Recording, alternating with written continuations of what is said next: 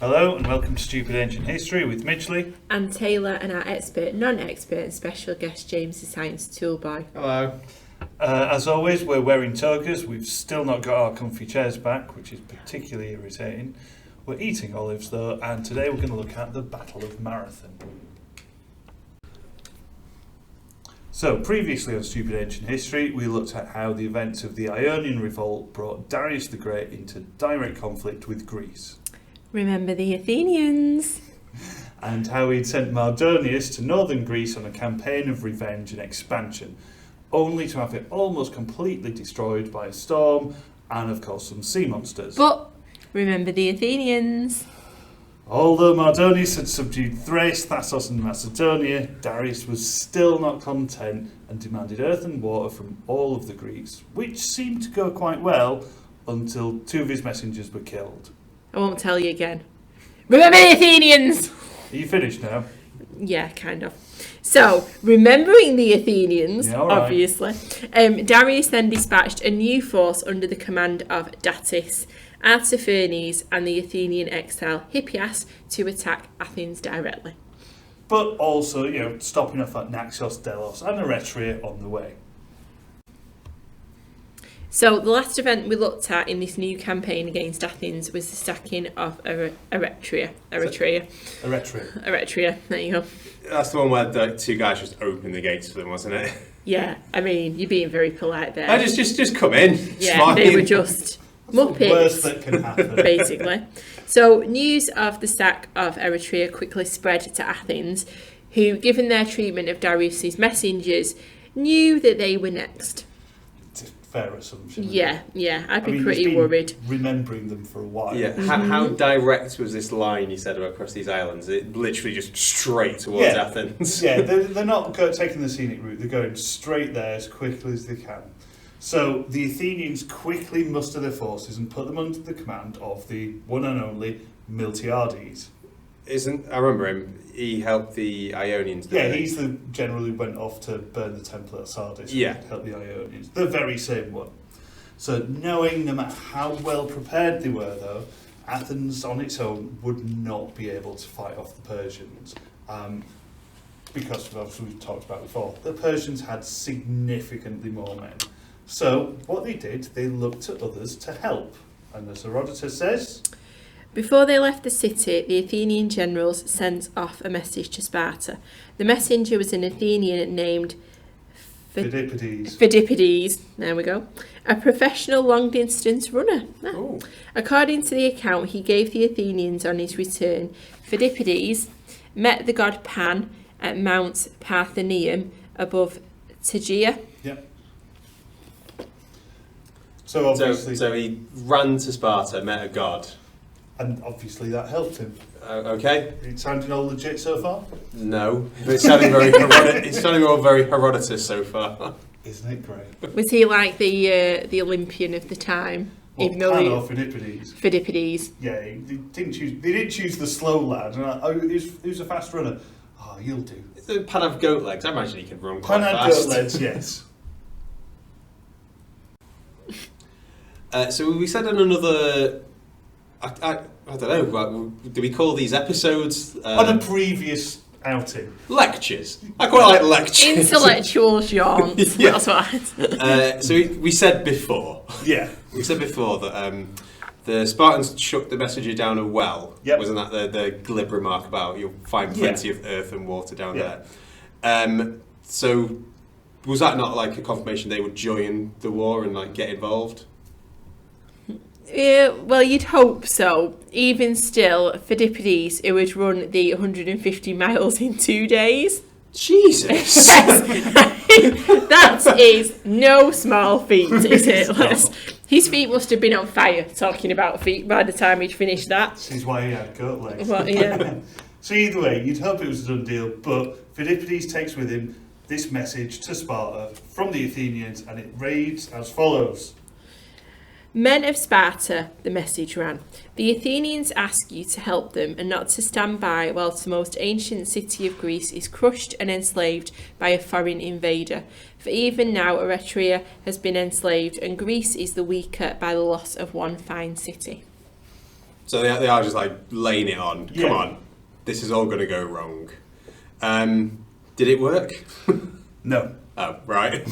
No, unfortunately, when Philippides gets to Sparta, the Spartans are in the middle of celebrating a festival called Carneia. Okay. And the one thing the Spartans pride themselves on, as well as being a bit hench, is that they're very religious. Okay. So they have a little discussion, and basically they say to Philippides, no, sorry, we can't, the Spartan army can't leave Sparta while Carneia is going on, but as soon as it's finished, we'll absolutely send some troops up there. What are they celebrating in Carneia? It's just one of these important festivals to the Spartans that actually coincides with when most people try and invade. So they just know they're not gonna kick off. Now is the time. Pretty much, yeah. So Right. Carneia it's early September. It's not quite a harvest festival, but it's an important Greek festival. Okay. The Spartans are particularly pious and religious, so they're saying, any other time of the year, mate, not a problem. To Philippides. Pious to all gods or any ones in particular? All the Greek gods. Okay. Any religion, they don't mess with the gods. Okay. So, with nothing but bad news, obviously he's not going to be very happy. Philippides has to run all the way back. With just a no. He'd be so angry. Wouldn't So he'd be pretty tired. Does it say if he makes the 150-mile run back in 2 days? Oh yes, yes Does it it? does. Oh. So what's this got? Philippides. Philippides. So while he's busy breaking land speed records, I'm guessing the Persians were like getting ready for battle. They are indeed. So Hippias has led the Persians to land at the Bay of Marathon, which is a little over 20 miles from Athens. Okay, I think I can see where this is going. Yeah, really. So, I mean, Marathon presents an ideal location for the Persians to land. There's a little map that I'll get on the screen. It's got ideal flat land for the cavalry. It's a broad, flat, open space. The landing point where the ships land is protected by a little outcrop of rock, so they're protected from the sea, so it's safe harbour for their ships, and their encampment is also protected by this great marsh. So realistically, they know that the Athenians or any Greeks can only really approach from one direction, from the west.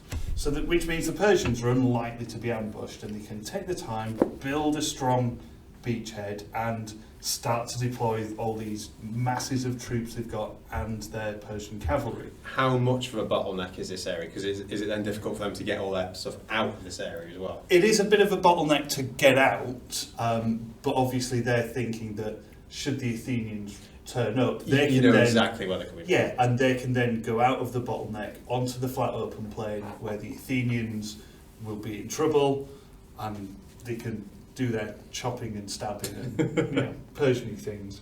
And also, they think things are going so well, Hippias has a dream that bodes really, really well for the Persians. They do like their dreams. They do. Herodotus?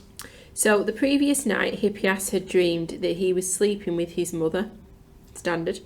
And he Not supposed... like that. I'm about to say, what does he mean by that? Cuddles! And he supposed that the dream meant that he would return to Athens, recover his power, and die peacefully at home in old age. Stupid What thing do you to mean? think. I don't These understand. dreams are fully legit. Do you not remember Cyrus and... I also don't understand how you get... I'm going to take it in a very literal sense, just sleeping. Yeah, the kind of warm, comforting return. Yeah. The fact that's an embrace of old age and stuff. It's a bit slagging off his mum, almost. No, he thinks it's all going well. And, they see it as a sign from the Ahura Mazda. What could possibly go wrong? Probably lots. I'm sure we'll find out. So, as the Athenian troops leave Athens and they head out to meet the Persians at Marathon, Hippias then has a less than positive omen. Not sleeping with his mum anymore. No. It's not even a dream. Herodotus. Herodotus says, he happened to be seized by an unusually violent fit of sneezing and coughing, and as he was an oldish man and most of his teeth were loose, he coughed one of them right out of his mouth.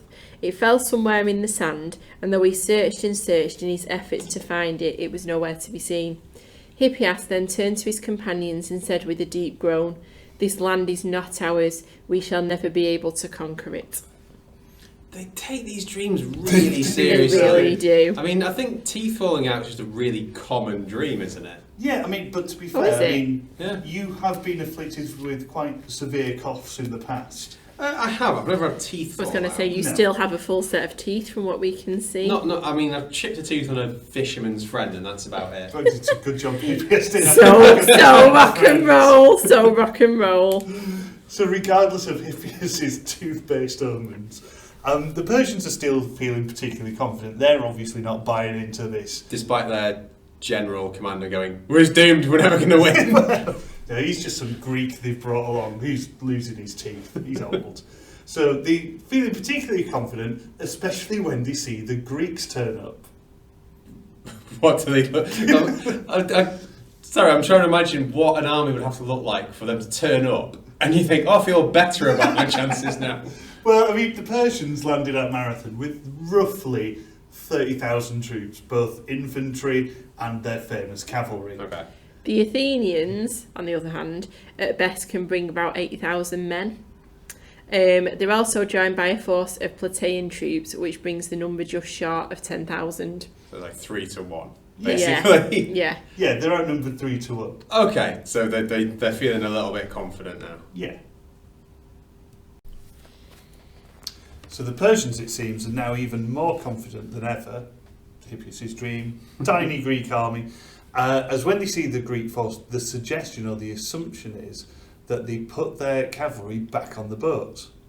Why would you assume that we've got this so much in the bag? Put the horses back on. Well, that's literally what they're thinking, but I mean, it's not clearly said, but Herodotus, while he is brief about these details, and there are no Persian sources, what's interesting is for the rest of what happens is there are no cavalry mentioned.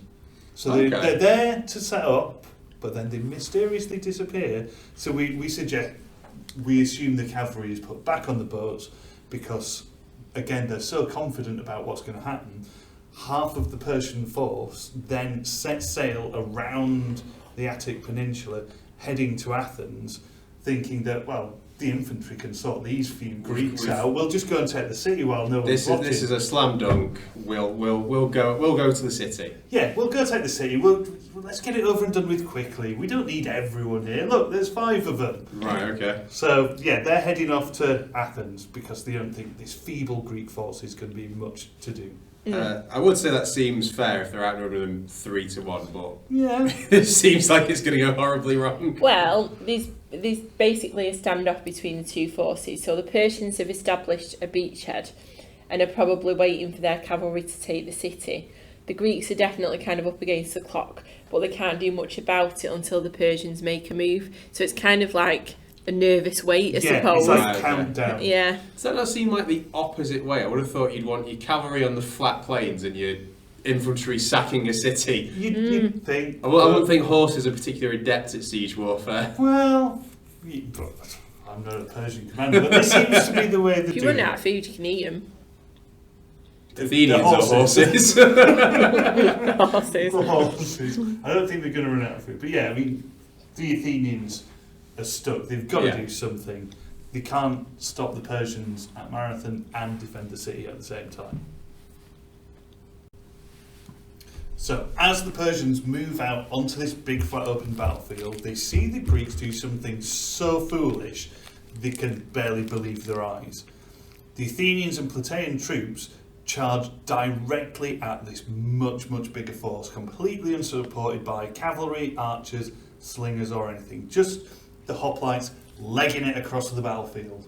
Why would they do that one thing that they are designed not to do? Well, they're obviously desperate. I mean, the idea of these men carrying the weight of a child in body armour, in heavy bronze armour, running, is going to be certainly a sight to see. It's going to be clanking along. Would they be knackered by the time they got to you? And they'd be knackered. So this is why the Persians are sat there watching going, what are they doing?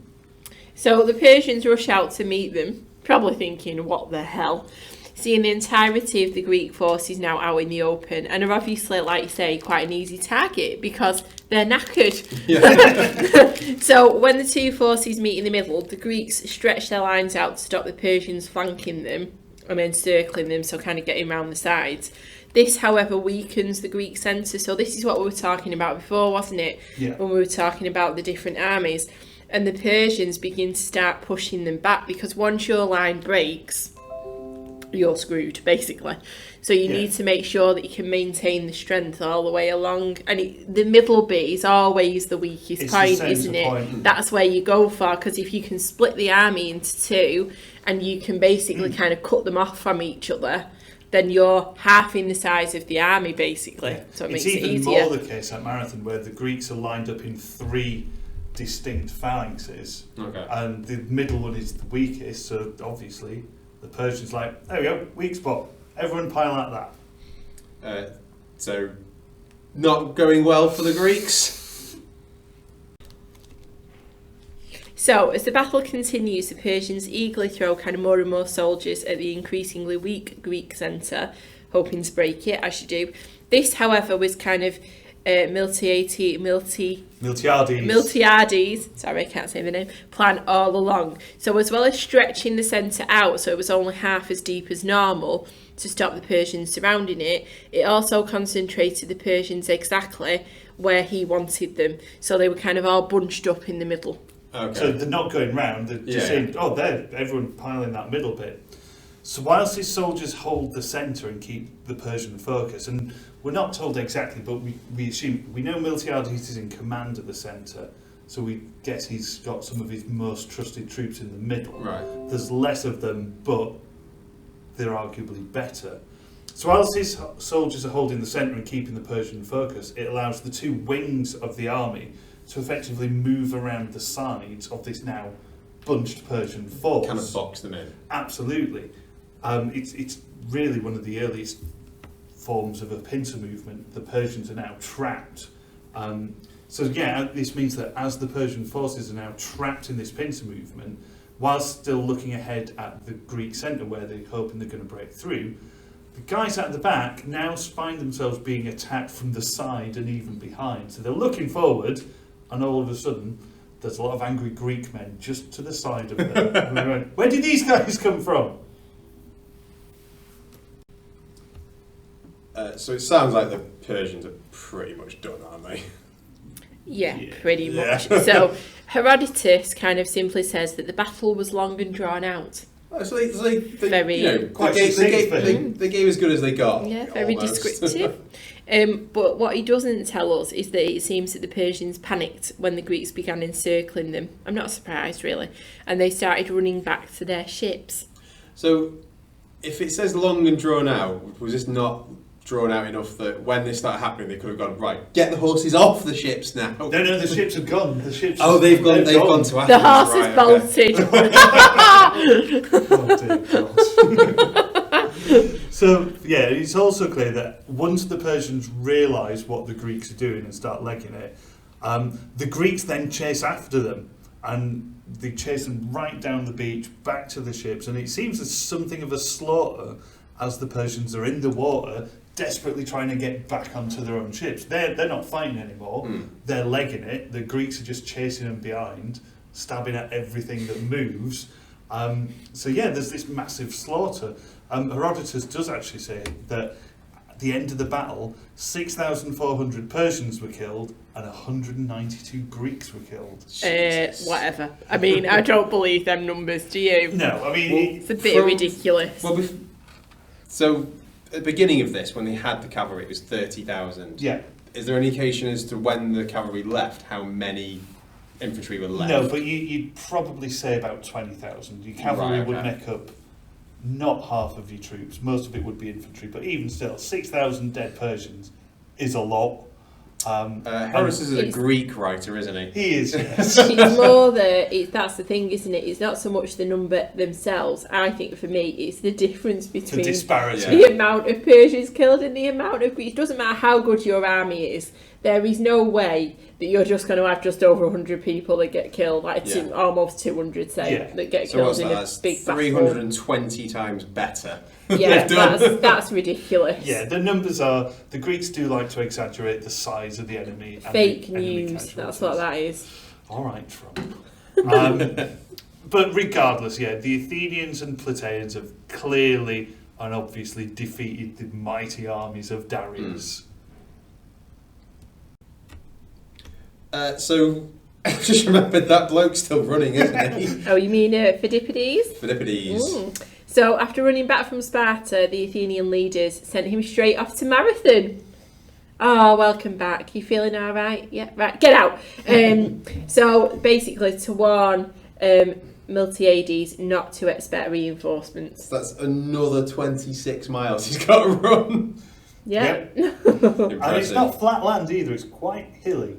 So, but, I mean, if he ran, 150 miles in 2 days, he's done that in like 25 minutes, hasn't he? Fair enough. So anyway, he dutifully sets off and arrives at Marathon just to see the battle in its final stages. Okay.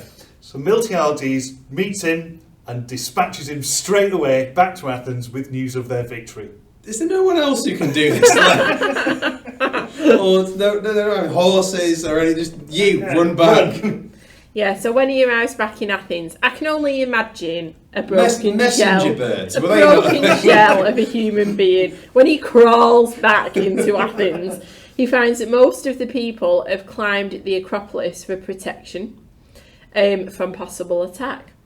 Why not? Oh, yeah. Yeah. So Phidippides also has to run up the stairs to meet the people at the top of the Acropolis. I'd have a protest. I'd just lie at the bottom of the stairs. I'd sit down like, right, you come here. You come to me. As someone who's walked up the stairs to the Acropolis, there's a few of them. It takes a while. All right, please tell me he's done. There's no more running for him. Yep, that's it. Is it actually it? Yep, so when he reaches the top of the Acropolis, he sees the people and loudly shouts, Nike! Not because he wants a new pair of trainers. I mean, although he probably needs them after running all that. His feet are probably bloody. Yeah, he's probably just got stumps. So, Nike is the Greek for victory. Yeah, okay. The goddess of victory. Yeah. So he shouts, Nike! And then drops dead. no more running for him. I mean, I wouldn't be doing particularly well if I ran 26 miles to and fro all day. But God, he just drops dead. Yeah, but that's not the end of all the running. So, having just defeated the Persians, Miltiades realises that he's not defeated the whole force, so there are no cavalry amongst the Persian dead. He suddenly realises, there's no horses lay on the floor. Yeah. So what have they done? They just sailed off again? Yeah, they're the guys who sailed off. Yeah. So, knowing obviously that their efforts are going to be for nothing if the Persians get back to Athens before them and it's undefended, the Athenians decide that they're going to take quite a rash course of action. So they're wounded, they're obviously tired from battle. And they're still wearing all their full armour. So the sensible thing to do is obviously decide that they're going to run 26 miles back to Athens. Why? Persians. Yeah. This seems like, messing. This at least is an army. That poor bloke didn't need to die. But they're wearing the full. I mean, it is basic. This is where the marathon comes from. But no one's dressed as a pantomime horse. And they're not wearing half their body weight in bronze either. Yeah, so it'd be a bit different if modern marathons you had to run it wearing heavy bronze armour. Having previously been stabbed a bit. I mean, what? A good time for marathons like 3-4 hours, isn't it? How long would it take if you're wearing full armour? Well, depends if they're all as good as Phidippides. I mean, that boy will run. True. I mean, I think what we should do, seeing as though we have some, it's not the same, but we have some, Roman armour, don't we? Yeah. Like, nowhere near the same. It's not original, obviously, but it is, a remake of Roman armour. Maybe we should put it on Mr. Midgley and make him just constantly run around the field I don't think and see what happens. I think we know what would happen. I did actually do that to a sixth former. I should point out he I mean, volunteered that's to do abuse, it. I think, Mr. He Michelin. volunteered to do it just to see what it would be like. He was quite sporty. I think he did 2 laps of the car park and just packed it in. Or is it a new way of disciplining children in state schools? Well, Put that armour on and run around the field. Yeah, because state schools have got money for Roman armour. Come on. but like, realistically though, if they're legging it in full armour from Athens to Marathon, Marathon to Athens, how long is it taking the Persians to sail there? Well, it's quite a journey round the Attic Peninsula. They can't get okay. too close because of the rocks. But they set off, weary and knackered. But the plan works. The Persians, as they approach Piraeus harbour, see the silhouette of hoplites all along the harbour walls, most likely holding themselves up on the spit. I was about to say, they can't be up to much fighting. No. So knowing that the cavalry would be less than useless against these heavily armed Greek troops in the narrow streets of Athens, the Persians turn their ships around and head home. Is that it? They just head home? That's it. No, They go no, home. no burning or sacking on the way? No. Oh. No. They go home, go to bed without any tea. I'm honestly just knackered thinking about all that rain. There's also the fact that kind of poor old Darius doesn't even get to destroy Athens. So the thing that he really wants to do more than anything else. I mean, Doesn't actually I understand happen. he's probably quite annoyed. I'd be really annoyed if I was that server and had to remind him 3 times a day. Yeah. And it all Right. came Still. to... What? Oh. You had one thing to do. Telling you this for years, mate. So Darius won't be happy, will he? No. What happened to the Spartans as well? Because they didn't really... Are they still festivaling? They- What are well- they Yeah. up to? So after Cannae had finished, the Spartan army kind of marched back to Marathon. It's just late. Yeah. Just turned up They and just all saunter over. along. Hi, we're here. Absolutely. And when they get there, we're told that they just turn up to the battlefield, they inspect the bodies of the dead Persians, and compliment the Athenians. Okay. Well done, old chap. Good Yeah, kill. yeah, Good yeah. kill. But it's more than that. It's more of a kind of a backhanded compliment. It's the classic kind of like, well, we could have done that. That wasn't very hard, was it? Look, that guy's wearing pyjamas. So it's that kind of thing. It's really important in that it's the first real time the Greeks have properly taken on a full Persian army, and everyone was worried about what was going to come off those boats. The Spartans rock up and just go, oh, was that it? Okay, see you later. And then they just go back home. I mean, as you do. Why even make the journey in the first place? You said they're not really fond of the Athenians anyway, No. are they? So it's, any compliment is going to be a massively backhanded kind of, well done at defeating all those really heavily armed Yeah. Persians. okay, And then they go back home. throw babies off cliffs. Yes. So that is the story of the Battle of Marathon. It's a lot of build-up for a There is bit a lot of build-up. It's a bit of a damp squib, anticlimactic isn't it? Yeah. ending, I would say. Well, I mean, it is a significant battle. This is why it's such a well-remembered battle, and certainly the Athenians dwell on this a lot, even now. Oh, really? Yeah. Oh, they're all about Marathon and other battles they've won against the Persians. They just won't let it go. But it is important because it, like I said, it's significant because it is this first real meeting of Greek and Persian armies. It's important because it's one of the earliest documented uses of this pincer movement by Miltiades. He completely tricks the Persians. But it also introduces a new kind of concept that we've not necessarily seen from Persian leaders, which is this idea of hubris. Right. Okay. Hubris is this Greek word for kind of arrogance or pride before a fall. So the Persians, when they land, obviously think that this tiny Greek force is not going to be a problem. So Pack up the horses. they're super confident. It's like, it's all right, lads, we got this. Get the horses on the boats. Let's do 2 things at once. And obviously, it falls flat on its face. Yeah. I mean, not saying we've not seen mistakes before. I mean, Cambyses lost 50,000 men in a desert. That wasn't... It just seems like really poor planning. And Which also, part? like future planning, isn't it? Where you're just shipping part of your army back off. It's like, not thinking of the long picture that you might need them at some point. That's the hubris aspect. They're not thinking ahead. They're not thinking, actually, what if it doesn't go well? What if there's a bunch more Greeks hiding behind that hill?